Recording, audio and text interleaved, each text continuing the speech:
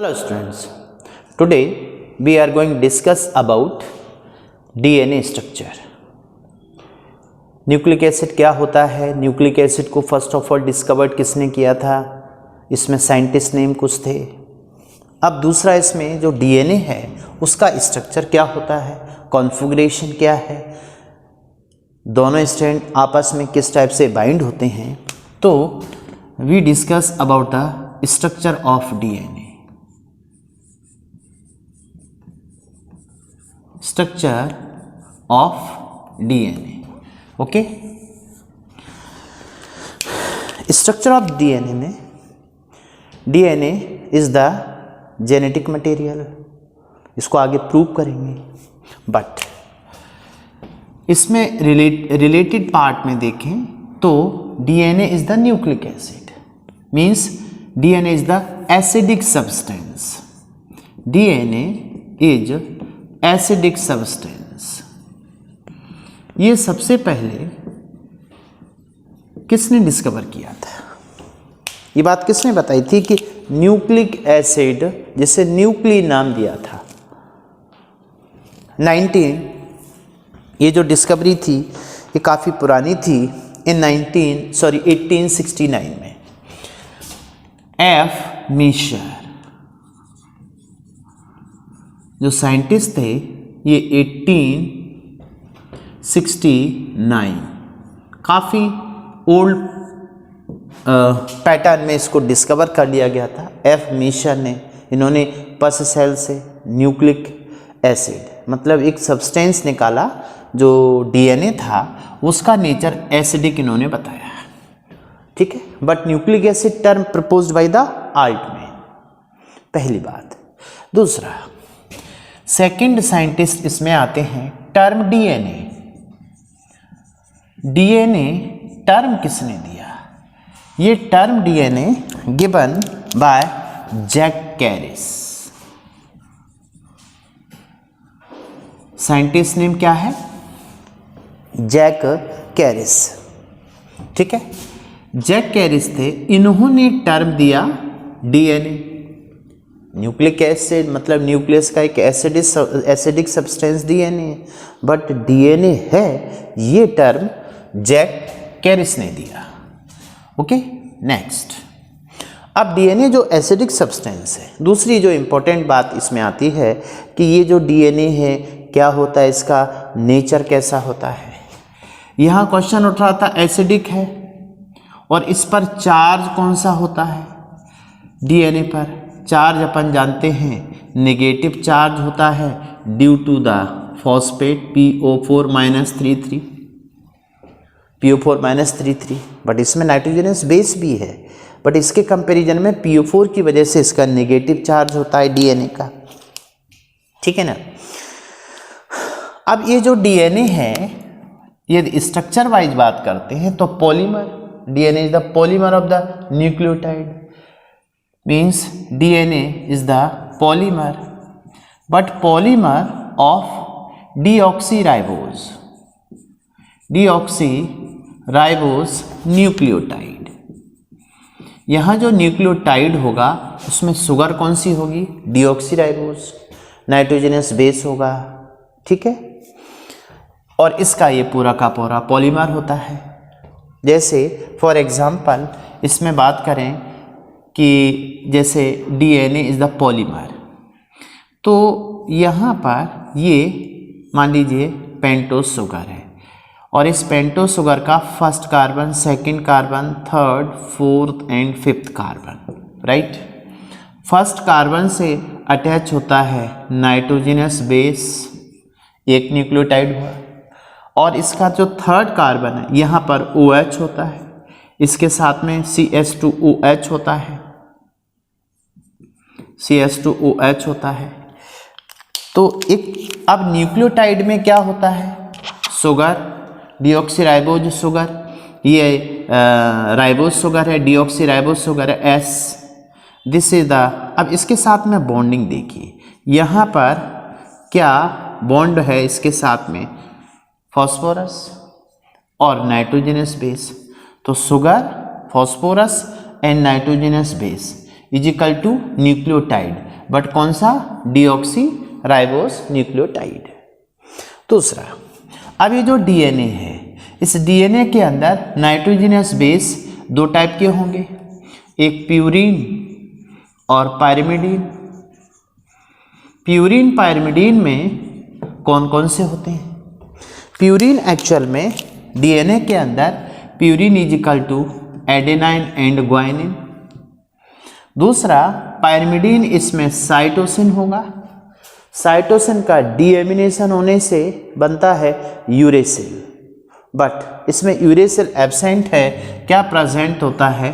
Thiamine. तो इसमें 4 base होते हैं, adenine, guanine, purine, pyrimidine, cytosine, thymine, but uracil absent. Uracil किस में होता है? आरएनए में। This is the polymer of the deoxyribose nucleotide, DNA. देखिए इसमें पहला पॉइंट हुआ, ये दूसरा हुआ, ये इसका थर्ड पॉइंट है, and fourth point and fifth one.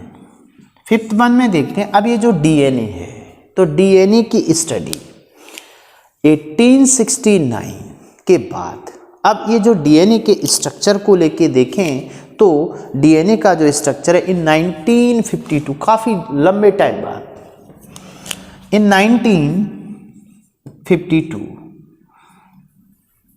1952 में जो फ्रैंकलिन एंड विल्किंस, दो साइंटिस्ट, फ्रैंकलिन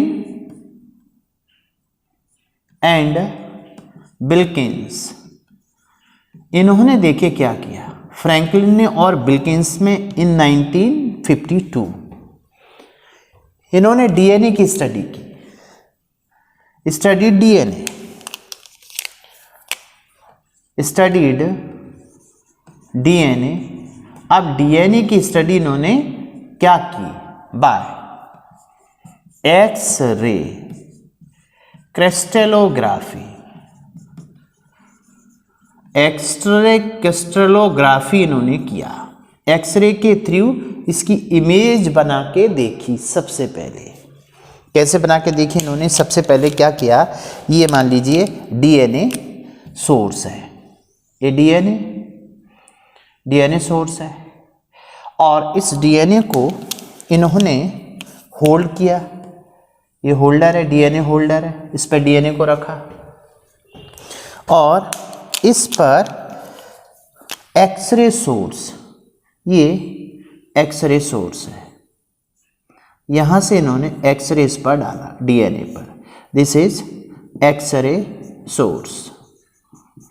अब एक्सरे सोर्स में ये यहाँ से एक्सरे इस पर पड़ेगा डीएनए पर, ठीक है, ये डीएनए है।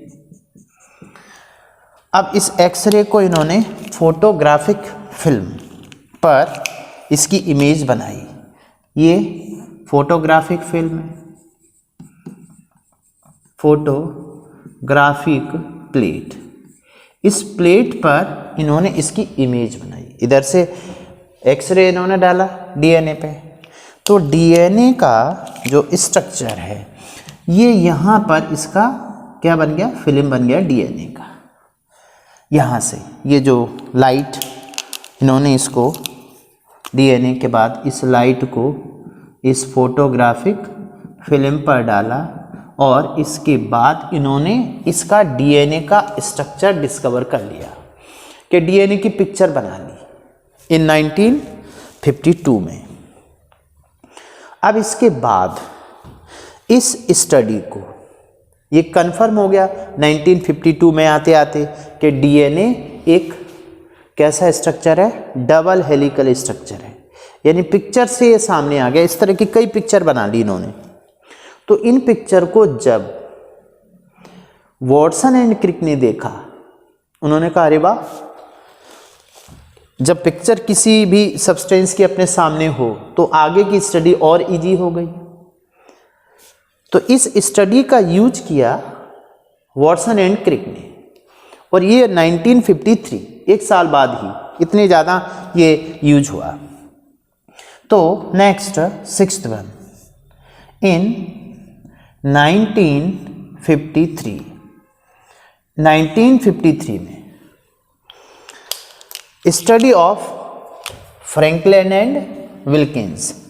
तो अपन कह सकते हैं दिस स्टडी, ऊपर वाली दिस स्टडी, ये जो स्टडी थी ये अपन ये कह सकते हैं यहां पर study of Wilkins and Franklin, शॉर्ट में लिख देते हैं study of Wilkins and Franklin. अब इस स्टडी का यूज किसने किया? Watson and Crick. Watson and Crick ने आगे इसका स्ट्रक्चर प्रपोज किया। Means Watson and Crick proposed double helical structure, double helical structure of DNA। डीएनए का डबल हेलिकल स्ट्रक्चर अब इन्होंने दिया।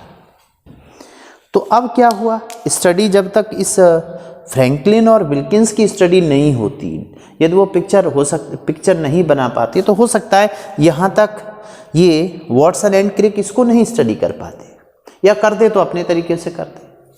लेकिन इस स्टडी का यूज किया, उसके बाद इन्होंने डबल हेलिकल स्ट्रक्चर दिया, structure of double helical DNA. For this, अब इसके लिए क्या किया गया? फॉर दिस नोबेल प्राइज दिया गया in 1962। Nobel prize, for this Nobel prize awarded. तो ये नोबेल प्राइज किस किस को दिया गया? इसमें फ्रैंकलिन भी शामिल थे, वॉटसन एंड क्रिक भी शामिल थे। ये थोड़ा सा ईयर याद रखो, 1962 में इस स्टडी के लिए इनको नोबेल प्राइज अवॉर्डेड हुआ। तो अब इन्होंने जो स्ट्रक्चर दिया डीएनए का, double helical structure of the DNA, वो क्या था? इसकी स्टडी में देखिए क्या हुआ कि यदि अपन यहाँ पर डीएनए के डबल हेलिकल स्ट्रक्चर को देखें तो देखिए क्या क्या इन्होंने स्ट्रक्चर इसका दिया था। ये देखिए डीएनए है, ठीक है। यहाँ पर डीएनए का ये डबल हेलिकल स्ट्रक्चर अपने सामने दिख रहा है,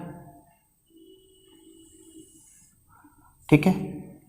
थोड़ा सा डायग्राम मेरे साथ बनाने की कोशिश करेंगे तो डायग्राम क्लियर बनेगा।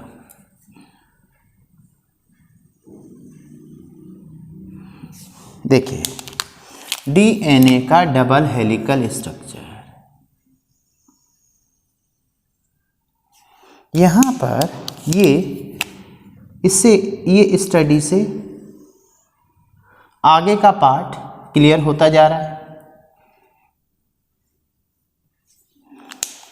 मेरे साथ हो सकता है डायग्राम बनाने की कोशिश करें। एक बार तो आपका गलत होगा, एक बार नहीं, दो बार नहीं, 3 या 4 बार गलत होगा। ऐसा ही डायग्राम बनाना है, बार बार वीडियो को पॉज करके देखना, रिपीट करना, तो समझ में आएगा। चलिए ये स्ट्रक्चर हो गया। तो इसमें ये मान लीजिए इसका 5 to 3 एंड है और ये 3 to 5 एंड है, राइट। इस स्ट्रक्चर में जो इम्पोर्टेंट बात इन्होंने दी कि देखिए बाकी इनमें बेस पेयरिंग होगा। Base pairing in the sense, जैसे यहाँ पर मान लीजिए इस साइड में प्यूरिन है, ये पायरिमिडीन, प्यूरिन, मतलब इधर का प्यूरिन होगा तो दूसरी तरफ क्या होगा, पायरिमिडीन होगा। ये बेस पेयरिंग हो रही है। अभी अपन देखते हैं इसमें ये बेस पेयरिंग है इनकी, और यहाँ पर इस तरह से डीएनए का ये स्ट्रक्चर रिप्रेजेंट किया गया by the Watson and Crick ने। अब इसमें जो कॉन्फ़िगरेशन है इसका, वो अपन देखते हैं किस टाइप से होगा। थोड़ा सा इस वाले केस में स्लोली आप देखेंगे तो शायद थोड़ा ज़्यादा आपका क्लियर हो जाएगा, राइट। ये बेस पेयर है। अब आप देखिए यहाँ पर कि ये जो दोनों स्टैंड होते हैं राइट और left, means 5 prime and 3 prime, double helical structure है। तो डबल हेलिकल स्ट्रक्चर के जो बीच का जो डायमीटर है ये एक्चुअल में 20 एंगस्ट्रॉन है, 20 एंगस्ट्रॉन डायमीटर है। 20 एंगस्ट्रॉन के बाद यदि अपन इसका एक टर्न देखते हैं यहाँ से यहाँ तक, ये इसका 1 टर्न है। जैसे ये देखिए ये 1 टर्न है, पूरा 1 टर्न इसका।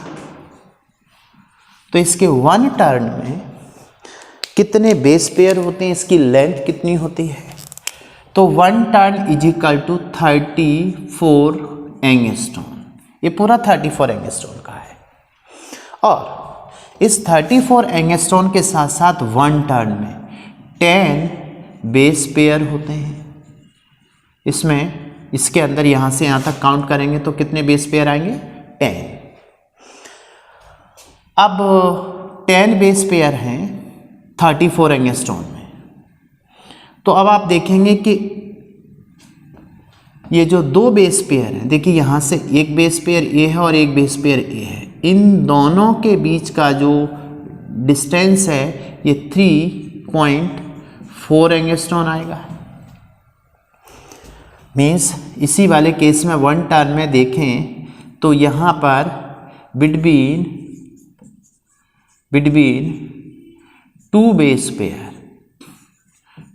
पेयर, तो कैसे निकालेंगे इसको? मीन्स 34 एंगस्ट्रॉन की लेंथ है, इसमें टोटल 10 बेस पेयर है, तो इजिकल टू आ जाएगा 3.4 एंगस्ट्रॉन या 0.34 नैनोमीटर भी कहते हैं उसको, या इसको अपन क्या लिख सकते हैं, और 0.34 नैनोमीटर या 34 angstrom between 2 base pair.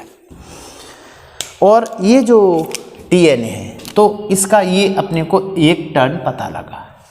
1 turn के साथ साथ में अब आप देखेंगे जैसे यहाँ पर आप देख पा रहे हैं कि एक बेस पेयर ये, एक स्टेप ये, हेलिकल स्ट्रक्चर है।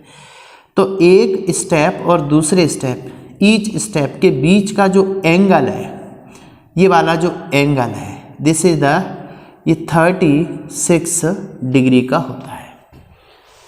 36 डिग्री का ये क्या है? एंगल ऑफ ईच स्टेप, इसलिए हेलिकल हुआ है।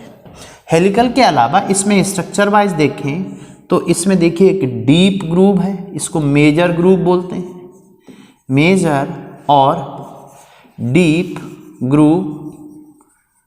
और इसके अलावा दूसरी एक और ग्रूव है छोटी वाली, इसको minor groove, this is minor groove. तो ये स्ट्रक्चर डबल हेलिकल स्ट्रक्चर। अब ये जो डीएनए है ये एक्चुअल में राइट हैंडेड डीएनए है, राइट हैंडेड डीएनए, और इसी को बोलते हैं right hand DNA is equal to clockwise. देखिए क्लॉकवाइज और एंटी क्लॉकवाइज, तो बेसिकली कैसा होगा? Right handed clockwise is equal to, इसको बी डीएनए भी कहते हैं, this is the B DNA.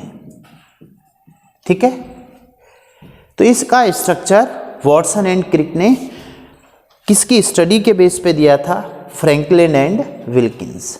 बाद में 1962 में ये स्ट्रक्चर जैसे ही दिया तो इसके लिए इनको नोबेल प्राइज दिया गया 1962 में। अब ये जो बेस पेयर है डीएनए है, तो डीएनए का कॉन्फ़िगरेशन क्या हुआ? अच्छा, इस डीएनए का जो विजुअलाइजेशन है, डीएनए को अपन कितने एंगस्ट्रॉन पे देख सकते हैं? डीएनए चूँकि काफ़ी छोटा स्ट्रक्चर है, सेल के अंदर है, माइक्रोस्कोपिक स्ट्रक्चर है, तो अपनी जो कैपेसिटी है नॉर्मल 20 से लेकर के 20,000 एंगस्ट्रॉन तक अपन देख सकते हैं। But for the visualisation of the DNA थोड़ा ज़्यादा करना पड़ेगा। तो डीएनए का जो विजुअलाइजेशन है, मीन्स अपन यहाँ पर 6th पॉइंट बोल सकते हैं, विजुअलाइजेशन। डीएनए को कितनी लाइट पर विजुअलाइज कर सकते हैं? विजुअलाइजेशन ऑफ डीएनए, डीएनए का विजुअलाइजेशन हुआ ये 26,000 एंगस्ट्रॉन। ठीक है, 26,000 एंगस्ट्रॉन, 20,000 से ज़्यादा जाना पड़ेगा तब जाकर के ये डीएनए का स्ट्रक्चर दिखेगा। अब चूंकि डीएनए की दोनों स्ट्रैंड ये एंटी पैरेलल होती हैं, नेक्स्ट पॉइंट में बात करें तो बोथ स्ट्रैंड, जो दोनों स्ट्रैंड हैं, both strand of DNA is anti parallel. Anti parallel देखिए कैसे है, एंटी पैरेलल में एक 5 to 3 है। जैसे यहाँ पे अपन देखें वन स्ट्रैंड, ये स्ट्रैंड 5 to 3 है, तो दूसरा स्ट्रैंड 3 to 5 होगा। दोनों एक दूसरे के एंटी पैरेलल होते हैं, बीच में बेस पेयरिंग है। अब जो बेस पेयरिंग होती है बिटवीन, अब आप देखेंगे यहाँ पे इसमें कितने बेस पेयर थे, 4, प्यूरिन एंड पायरिमिडीन। तो यहाँ पे प्यूरिन एंड पायरिमिडीन के बीच में क्या होती है, बेस पेयरिंग। तो देखिए नेक्स्ट पॉइंट यहाँ लिख सकते हैं अपन 7th पॉइंट को, मीन्स यहाँ इसमें दोनों स्ट्रैंड में purine bind with pyrimidine, purine pyrimidine के साथ में बाइंड करेगा। जैसे प्यूरिन अभी अपन ने कहा कि जैसे एडेनाइन एंड ग्वाइनिन, तो जो एडेनाइन है देखिए अपन फॉर एग्जांपल एडेनाइन प्यूरिन होता है, ये अपन पहले देख चुके हैं। प्यूरिन की बात करें तो प्यूरिन में एक्चुअल में 2 रिंग होती हैं, one is the pyrimidine ring and second कौन सी होगी भाई, इमिडेजोल रिंग। कौन सी होती है, इमिडेजोल रिंग होती है। तो इमिडेजोल रिंग मान लीजिए ये है यहाँ पर, जैसे फॉर एग्जांपल ये मान के चलें इसकी यहाँ पर ये इमिडेजोल रिंग है। ठीक, अब मान लो ये क्या है अपना प्यूरिन एडेनाइन है।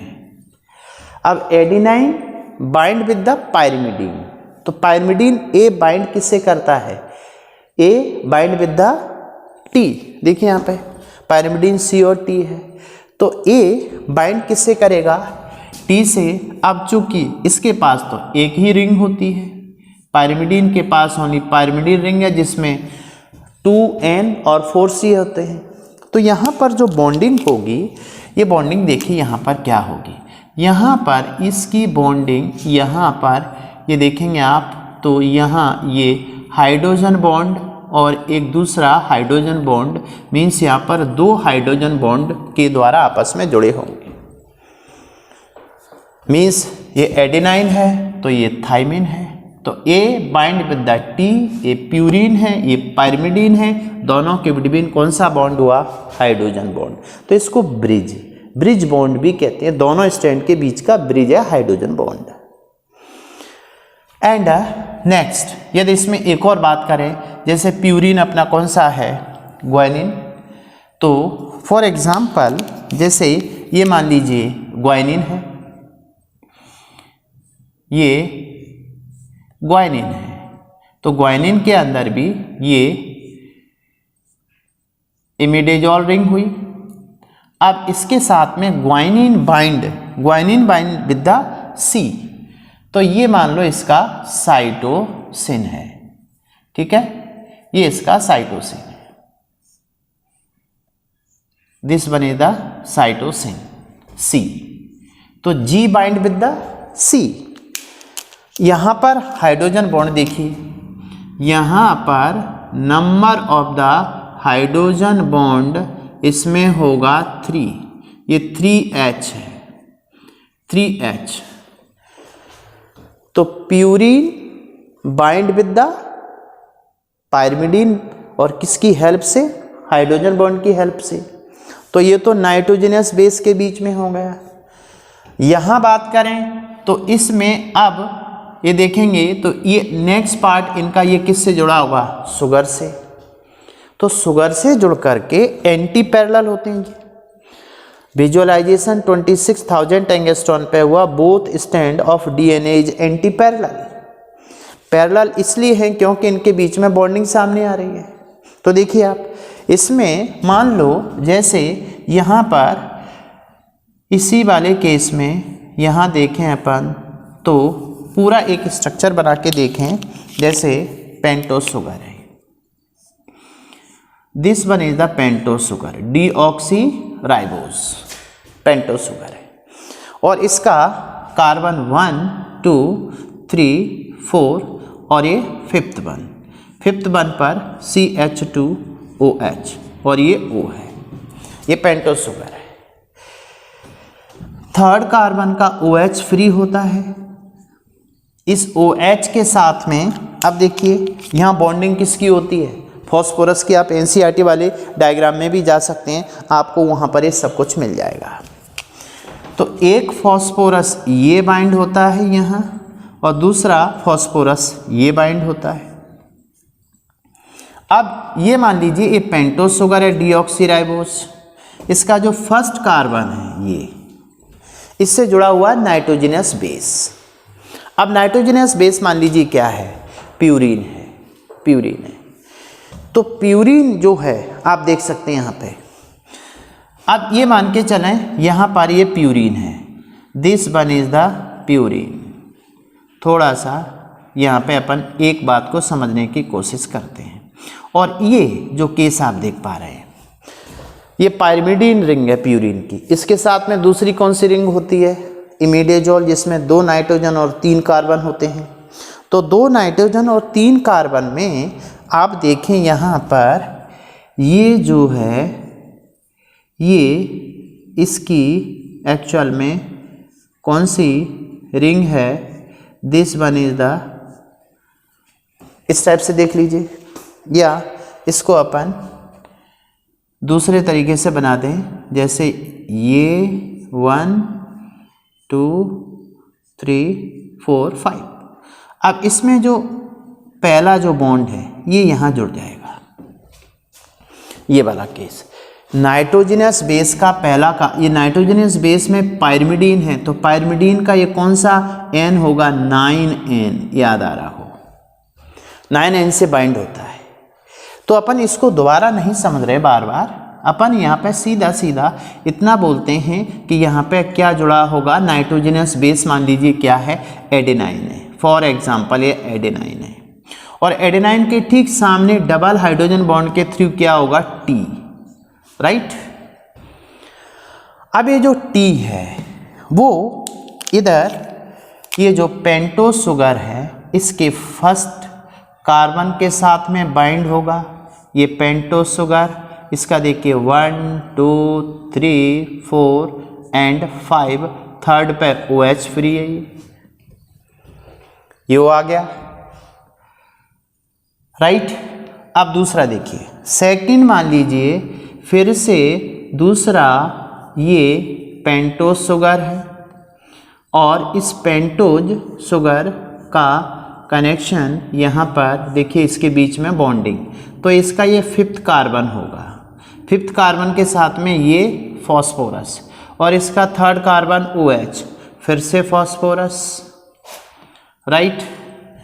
यहाँ पर इसका पहला, दूसरा, ये चौथा है। फर्स्ट कार्बन से क्या जुड़ेगा, मान लीजिए ग्वाइनिन, तो ग्वाइनिन की यहाँ बॉन्डिंग होगी ट्रिपल हाइड्रोजन बॉन्ड के थ्रू, किससे, C से।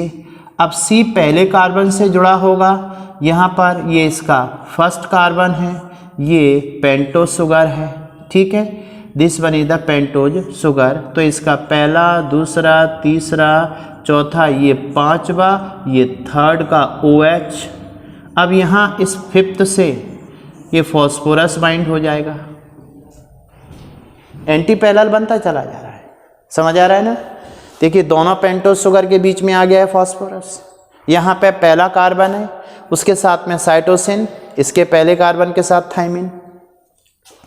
नेक्स्ट स्टेप पे जाके देखें तो नेक्स्ट वन ये फिर से पेंटोस शुगर है, और इसका ये फिफ्थ कार्बन है, इस फिफ्थ के साथ में फॉस्फोरस जुड़ गया, ये थर्ड कार्बन है, यहाँ पे OH इसका फ्री है, और ये पहला, दूसरा और ये चौथा कार्बन है ओ सभी के साथ में होगा यहाँ पर, और इसमें फिर से नाइट्रोजनस बेस, नाइट्रोजनस बेस मान लीजिए फिर से क्या आ गया, एडेनाइन आ गया, तो डबल हाइड्रोजन बॉन्ड, उसके बाद में थाइमिन आ गया, थाइमिन फिर से पहले कार्बन से जुड़ेगा, ये पहला कार्बन आ गया 1 2 3 4 और ये 5 और थर्ड के साथ में OH यहाँ पर, ये इन दोनों के बीच में फिर से फॉस्फोरस आ गया।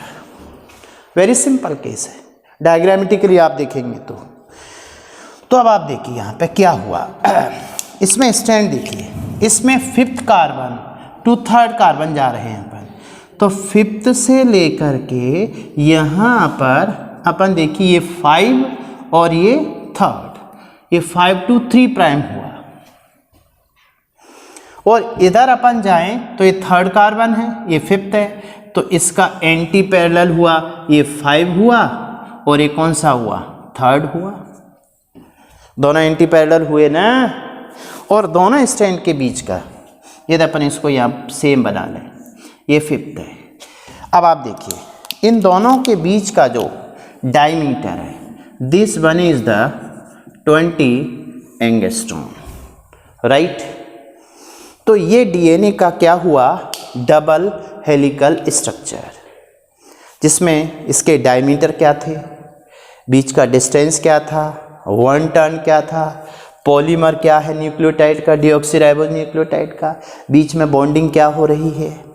अब दूसरा इसका जो इम्पोर्टेंट पार्ट आता है कि इस डीएनए में बेस पेयरिंग कितनी होती है, या इस डीएनए के क्या टाइप हो सकते हैं, ठीक है। तो इसको नेक्स्ट लेक्चर में देखेंगे।